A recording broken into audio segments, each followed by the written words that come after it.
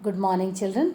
Today we are beginning with a beautiful story from our book First Flight. The name of the story is The 100 Dresses. Children, this is a story about a small girl, Wanda, by L. Sor Aster. Wanda used to go to school on foot and sit next to the last bench in one corner of her room. All the girls in her class used to make fun of her poverty and funny name. She never quarreled with anyone. She was always calm when a drawing competition was held in her school. Wanda took part in that competition and she made the design of 100 dresses.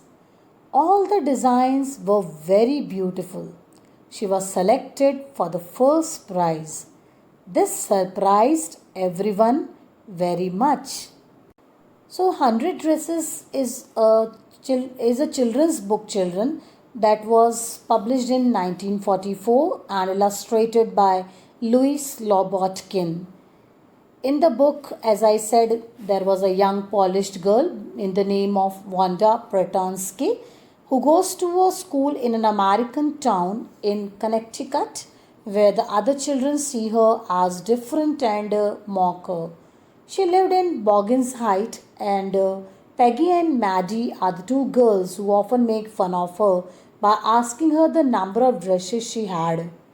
And at the end, both Maddie and Peggy apologized to her for their rude behavior. The author Elvisor Ster was an American children's author and a children's librarian. Her book Ginger Pie won the New Fry Medal. Eliana based the story The 100 Dresses on her real life experience as the girl who received Peggy's hand me down dresses. The story begins on page number 63 of our First Flight, children, and it is mentioned here as an introductory before you read. How do we judge the people around us by their money, wealth, and possessions? Or is there something of more enduring value to look for in a person? Another important question that the story raises is regarding the sensitive account of how a poor young girl is judged by her classmates. Wanda Pretonsky is a young Polish girl who goes to the school with her other American children in an American town. These other children see Wanda as different in many ways. So, especially we are talking about those times when there was the Polish American community in the United States who used to count the reputation and the image of the people on the basis of the clothes they had. So, we are going to read today the story of such a kind of girl. Today, Monday, Wanda Petronsky was not in her seat. But nobody, not even Peggy and Madeline, the girls who started all the fun, noticed her absence. Usually, Wanda sat in the seat next to the last seat in the last row in room 13. She sat in the corner of the room where the rough boys who did not make good marks sat.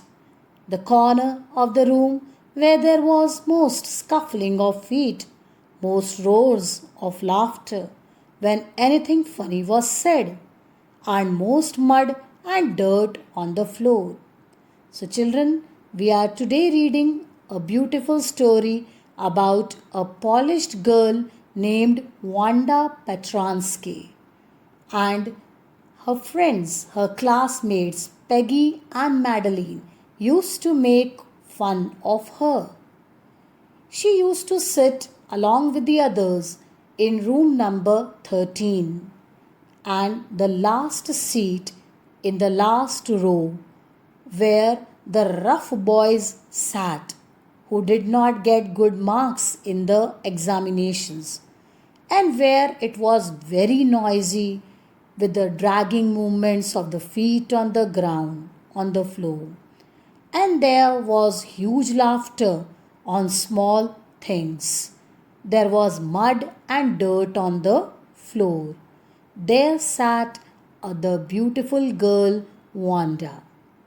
Wanda did not sit there because she was rough and noisy. On the contrary, she was very quiet and rarely said anything at all. And nobody had ever heard her laugh out aloud. Sometimes she twisted her mouth into a crooked sort of smile, but that was all. So you cannot say that as she used to sit there along with the other boys who were noisy, she was also a noisy girl, or she also created lot of laughter. She was a girl who just smiled on things but never created any sort of fun there or never laughed on anyone. Nobody knew exactly why Wanda sat in that seat, unless it was because she came all the way from Boggins Heights and her feet were usually caked with dry mud.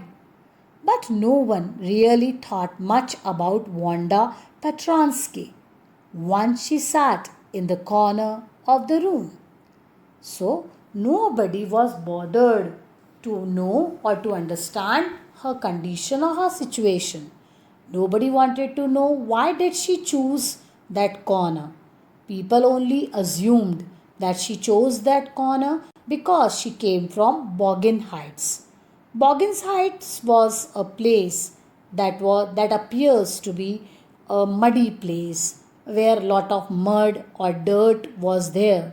And as she came from there, that is why her shoes were always covered with dry mud.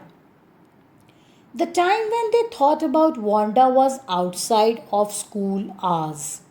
At noon time when they were coming back to school, or in the morning early before school began, when groups of two or three or even more would be talking and laughing on their way to the schoolyard.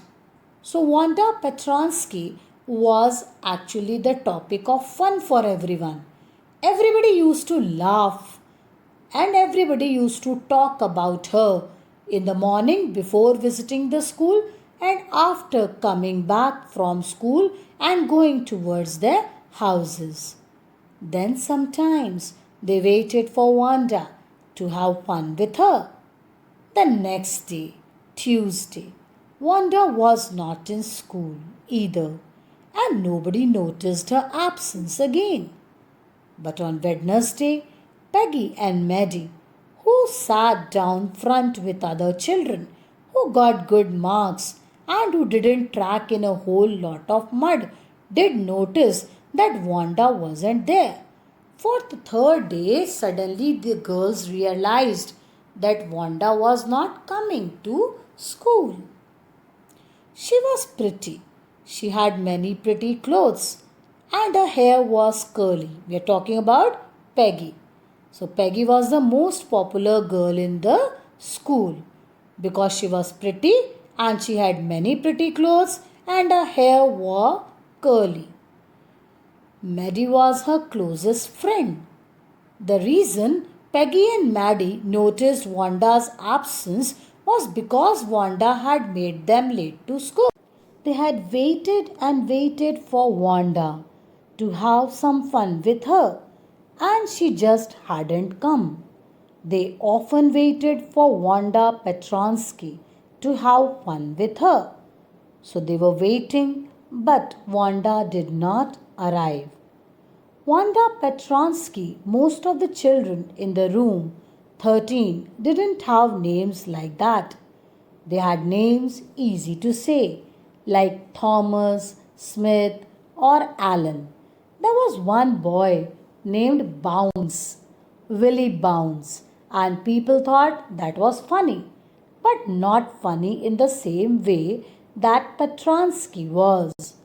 So, children, Wanda Petronsky was a difficult name for them, was a funny name for them. Even Willie Bounce was not sounding to be funny to them as Wanda Petronsky. Wanda didn't have any friends. She came to school alone and went home alone. She always wore a faded blue dress that didn't hang right. It was clean, but it looked as though it had never been ironed properly. So, the dress that Wanda was wearing was ill fitting. It did not fit properly. It was faded and of faded blue color. She didn't have any friends, but a lot of girls talked to her.